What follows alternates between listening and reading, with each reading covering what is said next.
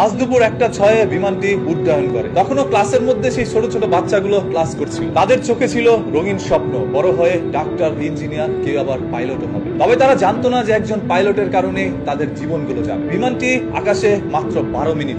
1:18 দিকে বিমানটি মাইলস্টোন স্কুলের উপরে বিধ্বস্ত হয়। এই বিমানটি ছিল আরো 35 বছর আগের পুরনো। যে বিমানটির মেয়াদ আরো 1 যুগ আগে শেষ হয়ে গিয়েছে। সেই বিমানটি নিয়ে আজ দুপুর 1:06 পাইলট তৌকির প্রশিক্ষণের জন্য বের হয়। এটি ছিল তার প্রশিক্ষণের শেষ ক্লাস। আজ যদি তিনি উত্তীর্ণ হয়ে আকাশ থেকে মাটিতে নামতে পারত, তাহলে তিনি একজন পাইলট হিসাবে সার্টিফাইড হতো। তবে শেষ ক্লাসে তার জীবনটি শেষ হয়েছে। তৌকির আর সুস্থ সবল ভাবে মাটিতে নামতে পারে। তৌকির যখন বিমানটি নিয়ে আকাশের মধ্যে উঠছিল এবং যখন বুঝতে পেরেছে এই বিমানটি কন্ট্রোল হারিয়ে ফেলেছে, তখন কন্ট্রোল রুম থেকে তৌকিরকে বলা হচ্ছে ইজেক্ট করার জন্য। তবে তৌকির সেখানেও বিমান থেকে ঝাঁপ দেয়নি। তার চেষ্টা করেছিল বিমানটি নিয়ে যেন সঠিকভাবে মাটিতে ল্যান্ড করতে পারে, এবং সেই জন্যই মাইলস্টোন স্কুলের সেই মাঠের মধ্যে বিমানটি নামাতে নাই। তবে এর আগে বিমানটি মাইলস্টোন স্কুলের ছাদে পড়ে যায়। আর সেই ক্লাসের মধ্যেই ছিল আনুমানিক 100 থেকে 150 জন স্টুডেন্ট। ঘটনাটি ঘটার সাথে সাথে সেখানে প্রাণ হারায় প্রায় 25 জন শিক্ষার্থী এবং আহতের সংখ্যা 200-র অধিক। তখনও পাইলট তৌকির জীবিত ছিল। হসপিটাল মধ্যে নিয়ে যাওয়া হয় তাকে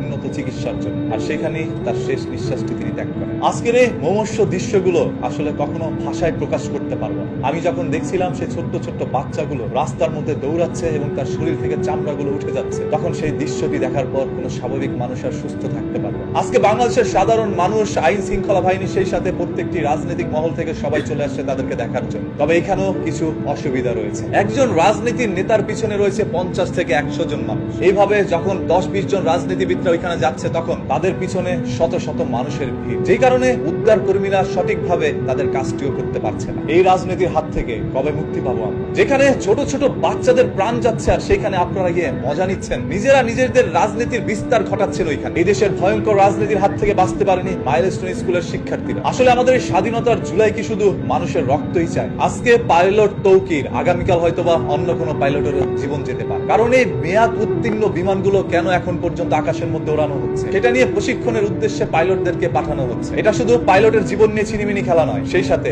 আজকের এই দুর্ঘটনার পিছনে সামিল হওয়া অসংখ্য মানুষের জীবন নিয়েও খেলা। কেন এই বিমানটি আকাশে উড়ানো হলো, সেটা নিয়ে হাজারো মানুষের প্রশ্ন।